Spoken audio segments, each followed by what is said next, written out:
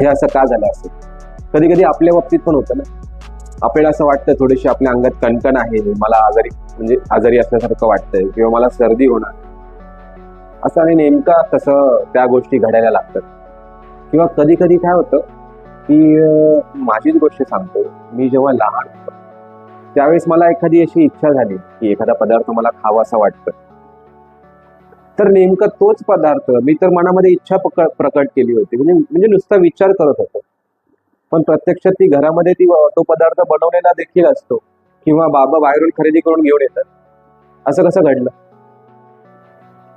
विचार करण्यासारखी गोष्ट आहे. त्याचबरोबर एखादं मला गाणं ऐकायची इच्छा असते मनामध्ये, आणि नेमकं आजूबाजूला किंवा कोणाच्या मोबाईलच्या रिंगटोन वरती किंवा एखादा रील स्कोर करताना तेच गाणं समोर येतं. याचाच अर्थ काय आहे की विचार आहेत, एक्झिस्ट करतात, पॉझिटिव्ह